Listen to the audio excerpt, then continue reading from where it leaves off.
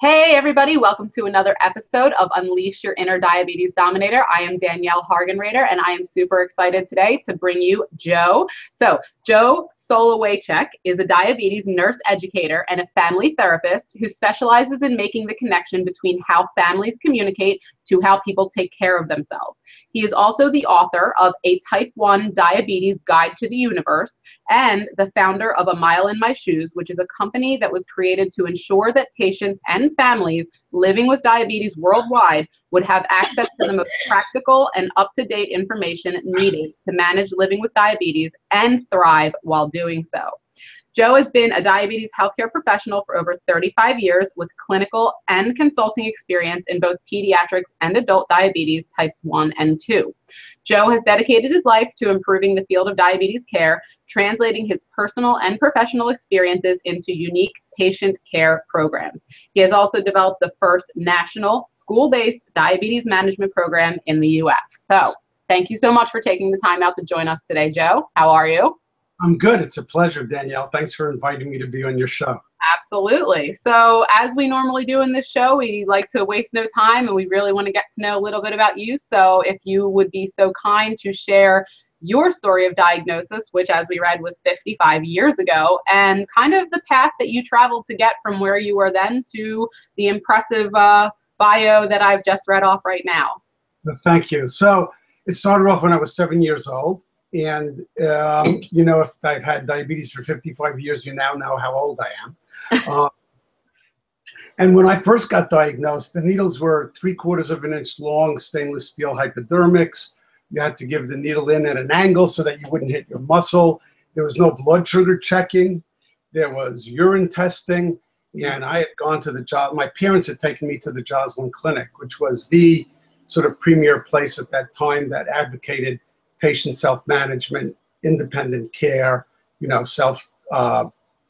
self-management kind of stuff, right? And so I went up to Boston and we spent about a week at the diabetes teaching unit there.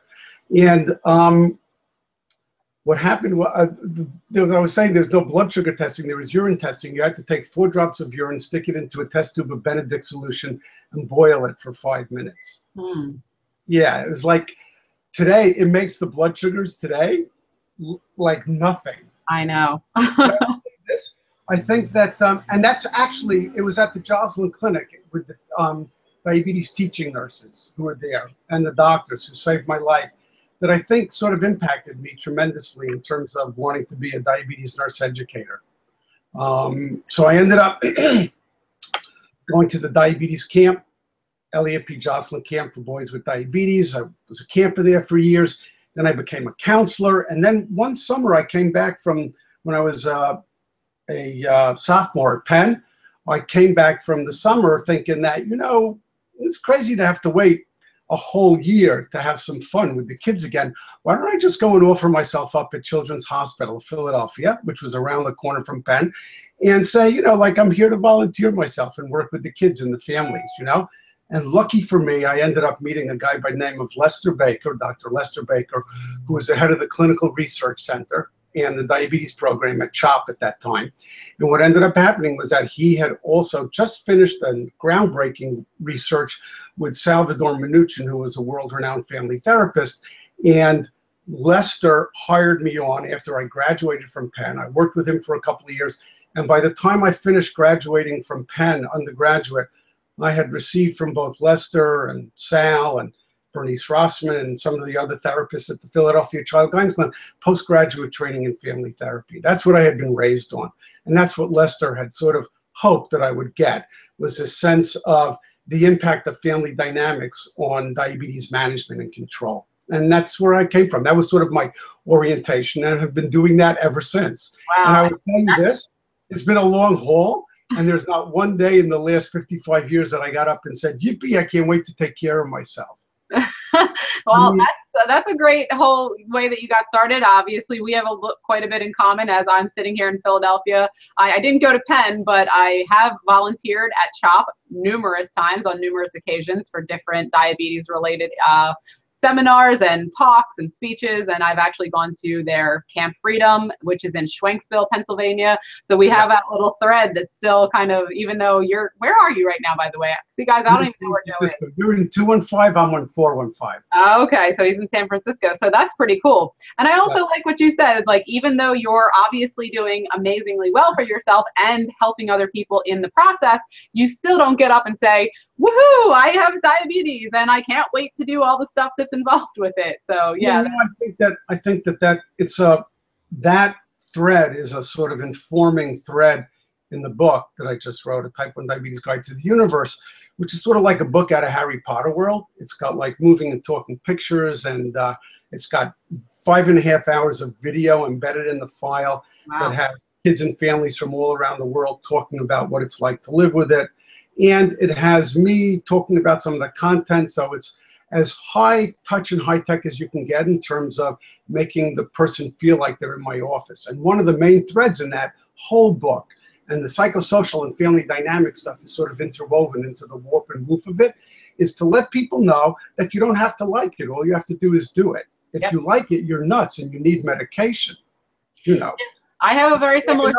This is like another full-time job. I feel like I have resentment against the United States government. I think they should give me $150,000 a year just to stay home and take care of my diabetes. And I promise I will not be a healthcare cost. It's funny because I have a similar idea. Not that I think it is a job. I almost equate it to having a child, even though I don't have a child, and please don't send me angry emails. I won't even pretend like I know what it's like to have a child. But I feel like having diabetes it's like I can't do anything without making sure that my diabetes is taken care of. I can't leave the house. I can't go to sleep. I can't eat. I can't drink. I can't do anything without first making sure that diabetes is where it needs to be. So it's like, maybe also one of the reasons why I don't have kids yet, because I'm just not super excited about having another thing to take care of 24/7, 365. No, I think that that's an important point. And I think the thing that I sort of emphasize in the book and in my presentations and working with patients and families all over the place is that each one of us has to tap into where we're coming from in terms of the impact that living with diabetes has on each of us. You know, some people, it doesn't bother them. You know, some other people like myself love to complain and whine, and it bothers me, and I love talking about it. You know what I mean? Some people are quiet, some people are vocal.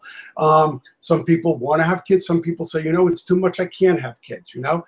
And the whole idea of the book and all of my sort of work with kids and families and adults over the years has just been to find out what's your truth and how you'd like to live with diabetes, and how you can do what you need to do in order to manage it as effectively as possible. I love it. I mean, so let me ask you this. What and when, if I may ask, did you decide to write a book? Because I'm also writing a book, which is going to be out very shortly. And a lot of people say they want to write a book, and I honor everybody who even sits down and tries it, whether you actually get it out or not, because actually writing a book about something you're extremely passionate about and is obviously for both of us so close to our chest and is literally everything that we believe in and everything that we're doing and the things that we do. It's a very difficult process. It's very fulfilling, but it's also very time consuming, very difficult, and also emotional. So what made you decide you wanted to do it? And maybe tell me and us out here a little bit about how the process went for you. So the thing was that when I was working with Lester 37 years ago, Lester Baker said to me, Joe, you should write a book on how you integrate family therapy into the warp and woof of diabetes education. You should write a parenting book or something like that. And I kept on saying, yeah. And I am a little bit lazy. And I think I sort of have a feeling like I should have like some kind of papal dispensation for not having to do my laundry or get gas. Well, come to Philadelphia because I have to manage my diabetes all the time. So there's like, I leave my desk a mess from time to time. You know what I mean? It takes me a while to clean it up because I just feel like, geez, I'm putting all of my effort, super effort on managing my diabetes. So Lester said you should write a book. So I said, yeah, no, that's a good idea. Anyway, 37 years later, I finally came around. I was surfing on the net, and I saw the new app, iBooks Author. and I fell off my chair and I said, that's how I want to do the book. Because I wanted to do a book that wasn't just another written book. I wanted to do a book that gave people a sense of being in my office and what it felt like, and to be able to hear and from other people's life experiences, what it was like for them, sharing their experience, strength, and hope in terms of how to live with this thing on a daily basis. And like I was saying, no two people do it exactly the same. And the idea was to provide a variety of approaches and experiences so that people could draw from that and have the strength to know that although they're feeling devastated at this point, that there is a life afterwards. And all of us in the book are sort of extending our arms saying, come with us, you know, we're extending you an arm, a reach to say to you that it's horrible now, it will get better. Yeah, and I love it. Have faith and hope. So that was the thing about the book, is like, I was supposed to write it 37 years ago, but there was no iBooks author app. Well, you know what? You say you were supposed to, but I'm kind of a firm believer in kind of we all are exactly where we're supposed to be right now. So maybe you were really supposed to write it right now. Maybe it wouldn't have been as insightful, or you wouldn't have been able to have included all of those people around the world because the technology didn't really exist to do that kind of thing 37 years ago. So I think it was at the exact time you were supposed to put it out there is when it came out. I'm happy about it, and I'm proud of it. And in the book, I talk about effective parenting, how to deal with school, how to posture yourself as a family when you're trying to get a 504 plan, how to do child play dates, sleepovers, all of that kind of stuff, how I recommend to parents to take Xanax when they send their kid with diabetes out for the first play date. You know, that, because everybody's tweaked about that stuff. And the goal, everything, the focus of all of my work is to help families have a life after diagnosis that would have been as close to what their lives looked like before diagnosis. Yeah. If I gave you my book, or if you came to work with me as a diabetes nurse, my goal would be to teach you as much as possible so that you wouldn't need me anymore. I feel like I'm being successful if I'm like the old television advertisements for the Maytag repairman. You know how the guy was like alone with the sad dog, the beagle with the long ears, and he would be sitting there waiting for the phone to ring. And Maytag was so good that you didn't need the repair. Right. Yeah. That's my focus. That's how I like to. I honestly, everything you're saying, I love so much. And just for background, Joe and I just met very recently, a month and a half ago at Friends for Life Master Lab in Orlando. And I just knew that I had to interview him because he and I had so many very similar ideas and outlooks and hopes and goals, and for the diabetes world, for the world of diabetes. And I just love that. I feel the same way as a coach, as a trainer, as someone with a degree in nutrition who helps you. It's like, people are like, oh, well, don't you want people to keep coming back? I said, yeah, they can email me and stuff to tell me how they're doing, but I don't want them to have to keep coming to me for services, because otherwise I'm not doing something right. They need to be self-sufficient. That's the way I measure my success, is by other people not needing me anymore. So the fact that you said that, it's just like, I love you. I love your ideas. That's great. I got you. Mutual. So let me ask you a little bit more about you, about Joe. So obviously over a 55-year span, you had a lot of successes and a lot of things that you did super well, but was there maybe one thing or two things that you maybe struggled with through kind of trying to figure out how it was going to work out in your life with your diabetes management? Was there any aspect of it that maybe wasn't as fluid a transition as the other parts were for you? I think it's a misconception to think that any of us do it seamlessly or fluidly, like you mentioned. It's a nice fantasy, you know. But for me, the most difficult part was dealing with the emotions and the feelings associated with it. And I have spent a fair amount of time in my life in therapy, dealing with the rage, frustration, despair from time to time, fear, anxiety, and all that kind of stuff. And I think for me, that was the big one.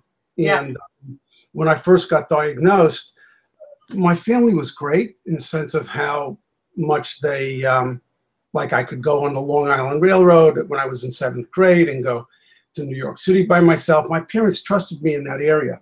But in terms of feelings, that was a difficult part for my family. It was as if in some way that feeling bad or sad or angry had something to do with how my parents were dealing with it, as opposed to that's just part of the sort of overhead management aspect of living with a chronic illness, and diabetes in particular. So I think that's been the most difficult part for me and the biggest challenge. Traveling, going around the world, never an issue. Same here. Taking it anywhere where I was, you know, it's like in the old days, I would like travel and split up my dose. When I was taking Lente and regular, I would split it up into portions of regular insulin, just give myself several shots while I was, you know, on my way over to Europe or to Middle East. And then when I landed, so that was never a problem. Accommodating, carb counting, all that kind of stuff. There's nothing really new in diabetes.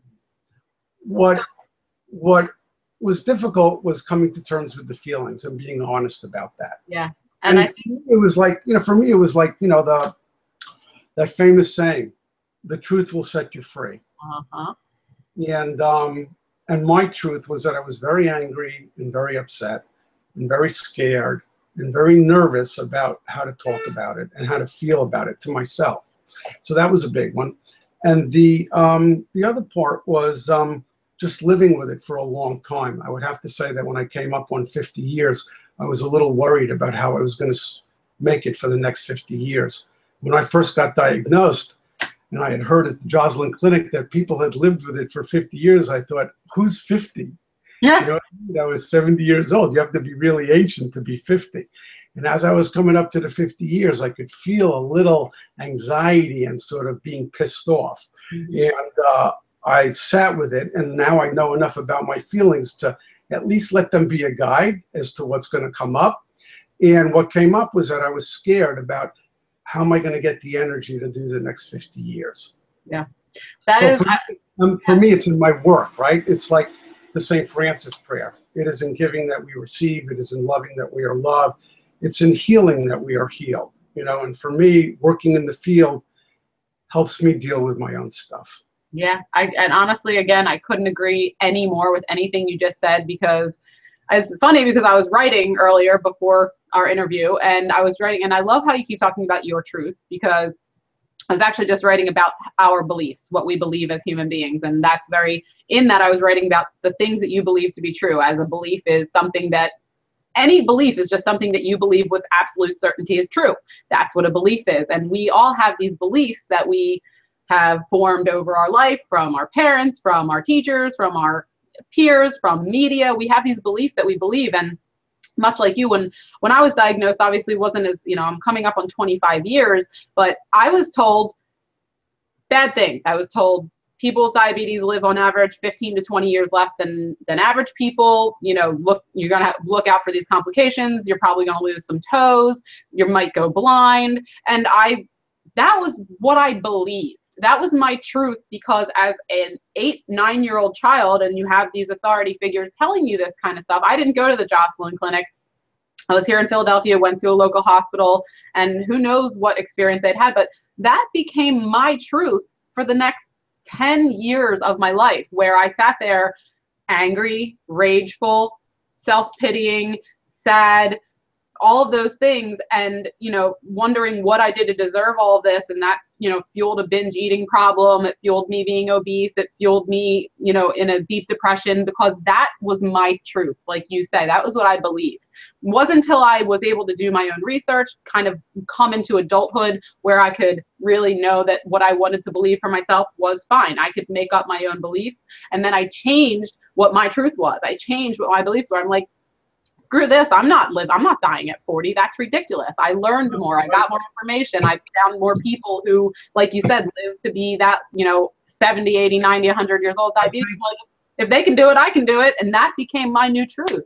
And that. Yeah, no, in line with some of the things that you're talking about in terms of your personal struggle. I think the most difficult thing for most parents, sometimes, and if we're talking about kids and parents, and also for people with diabetes or spouses, is this profound and deep experience of powerlessness. Mm-hmm. As a parent, when your child becomes diagnosed, you become disabused of the delusion that you can protect your child from anything. If you're the partner or spouse of somebody who has diabetes, you're powerless to make them do what you think is the best course. And that sort of experience of powerlessness, how we deal with that powerlessness and how we come to terms with it, has everything to do with how things will unfold over the course of the years. And if the thing for parents particularly, sometimes I think it's more difficult for the parents than it is for the kids. I totally agree. When you have it, you sort of say, okay, I'll get on or I won't get on. But to watch somebody that you love, and thought that you could protect them from any harm, and then if that's not enough, to realize as a parent that no matter what you do, you can't take it away. The best you can do is say, I love you, sweetheart, and we're in this together. And how you deal with it as an individual, that powerlessness thing.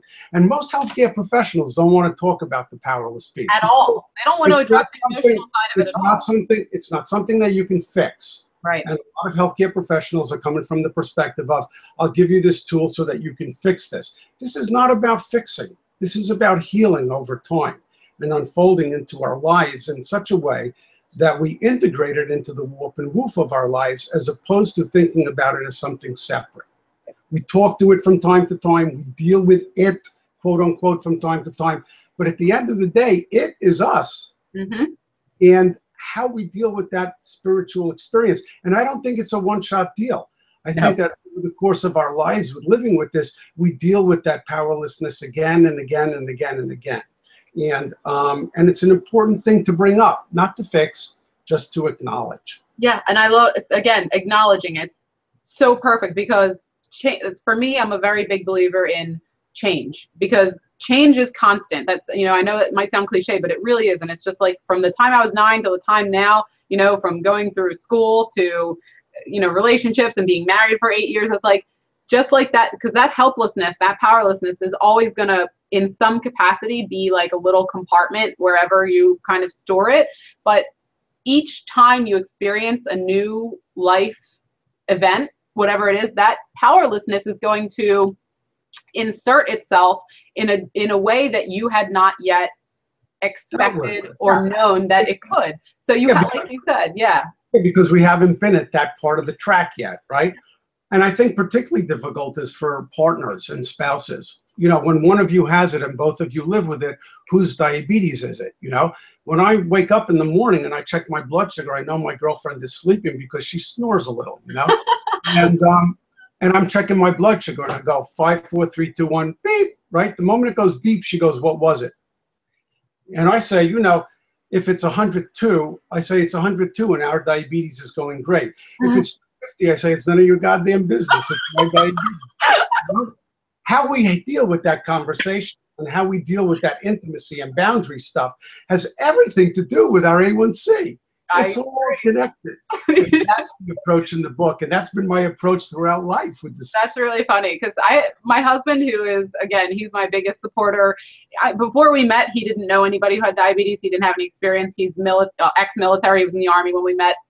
Very, well trained to deal with any type of crisis situation.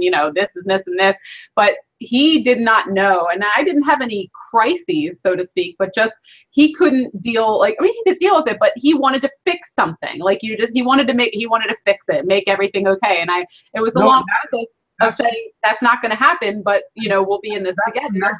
That is the natural reaction to powerlessness. Yeah, is you want to fix something. You want to take something away from somebody who you love that's hurting them. You want to fix it. And my work, I see, as being really important, is to help people understand that it's like the serenity prayer. God grant me the serenity to accept the things I cannot change, the courage to change the things I can, and the wisdom to know the difference. There are some things that we can fix. We can take a different insulin. We can get another blood sugar meter. We can get a better Lancet or something like that. We can get CGM or blah, blah, blah. But there are other things that can't be fixed. And the knowledge and the sort of wisdom to understand the difference between fixing and accepting, and not indulging. I don't mean to whine and piss and moan about it all the time, but I do mean to acknowledge it and let it in. Right. Let the sadness and the reality of it in on some level, so as to be able to inform us in such a way that how we take steps to move forward are real for us in terms of our truth, our journey, that kind of stuff. So yeah. Yeah, absolutely. And that's the same. My husband, we met 9 years later. We're married 8 years now. So it's like he knows, he's confident now that I have a full grip on everything that I need to do, and he doesn't need to worry about me. But at the same time, once I got my Dexcom, I know when he gets up, sometimes if I'm sleeping, he'll check my Dexcom, because it gives him that peace of mind, but I don't care if he does it. Like, I'm not mad. I'm happy that he cares to know. No, and I think the big thing for adults with type 1 diabetes and type 2 is letting our spouses and partners in as partners in the management. Mm-hmm. There's something very private about a blood sugar number. Yeah, it is. We're afraid of being judged. Yep. We're afraid of, what will the other person think? Am I competent, incompetent, this kind of stuff. And I just think that's why the focus for me a lot of times when working with couples and families is about the emphasis and focus on intimacy and boundaries and helping couples define the parameters upon which the discussion will occur. It's not fair to ask me every time, what's my number, what's my number, what's my number. I realize that you have a concern about what my number is, but you also have to realize that I'm trying not to be obsessed about the numbers. Yep. So, how do we have this discussion? That's a really important piece that I can't tell you how crazy it is sometimes when I ask healthcare professionals who I'm doing trainings with on how to integrate family therapy into the warp and woof of their sort of clinical skill set, how I ask them, well, what does the husband think? And they go, oh, we haven't met him. Uh-huh. How could you have not met him? Right. Everybody needs to be there. Or when I ask the clinician, what about the father's perspective? Oh, we've never met him since the diagnosis. We don't know. And I said, it's so important to get the whole family involved. Absolutely. Yeah. You're doing amazing work, and I'm sure you're helping tons and tons of people. Because that was something that I did, when I was in that bad place in my younger times. My mom would ask me what was my number, or she would ask me, what did I eat today? And the thing is, my mom is an Italian woman who loves to cook and she loves food. She will ask someone she just met off the street, oh, what did you eat earlier? Like, that's like a conversation point. She wasn't even doing it to like chastise me, and she would never even criticize me. But the thing is that as that sensitive, like insecure, helpless feeling person with diabetes, I was like, mind your own business. What do you care what I ate earlier? It was just a communication thing that I didn't realize that she was just trying to have a conversation, and she didn't know what to do because, I was this kind of miserable bitch and teenage girl, and my father passed away. She's raising me by herself, and all she wants me to do is be happy and healthy. And anytime she tries to talk to me about diabetes, I'm like, get out of my face. So that's a really important piece that is in my work as well as in the book about effective parenting. 3 rules for effective parenting. Okay to talk about them? Sure. Okay. Rule number 1, taking care of yourself. When you talk about being a parent for a kid, I think there are 3 rules to follow. Rule number 1, taking care of yourself is non-negotiable. Meaning it's not how many blood sugars you would like to do. If you have type 1 diabetes, you need to do at least 4 to 6 blood sugars a day. You need to write the numbers down. The kids say to me, oh, Joe, I know your needles were long and you had to check your urine, but my meter has a memory and it talks to my stockbroker and blah, blah, blah. I say, the thing is, you're never going to know how to manage your diabetes unless you write the numbers down. So at least 4 to 5, 6 checks a day, writing the numbers down and bolusing before you eat. I can't tell you many kids go, oh, I forgot to bolus. I say, oh, let me get something right. You've managed to memorize the cell phone numbers and location of 40,000 of your closest friends. You know what I mean? That's a priority issue, not a hard drive problem. Right?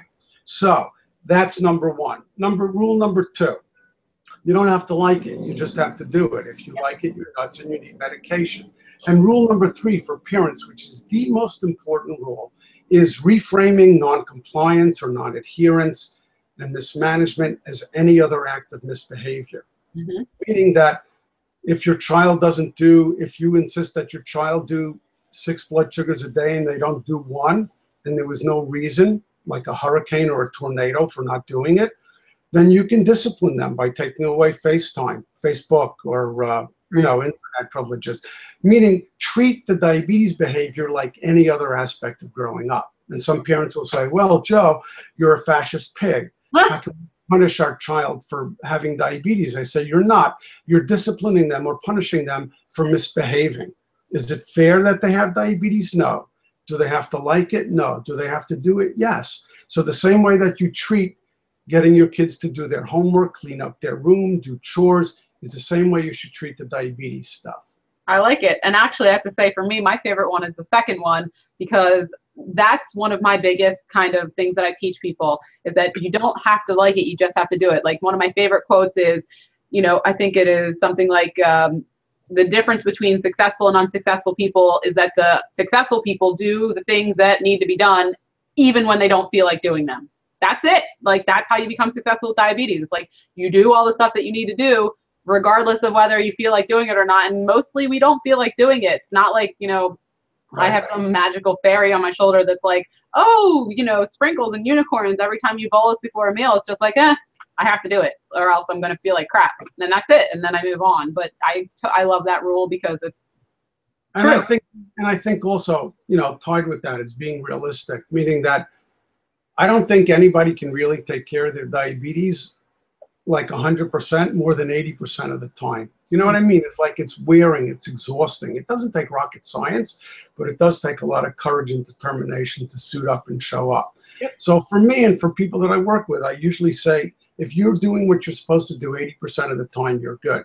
The only people that do 100% of the time are women who have type 1 who are pregnant. Yep. And I wish we could get pregnant, because then I would like be on my game 100% of the time. When you have another life depending on you, it sort of changes your whole perspective, you know?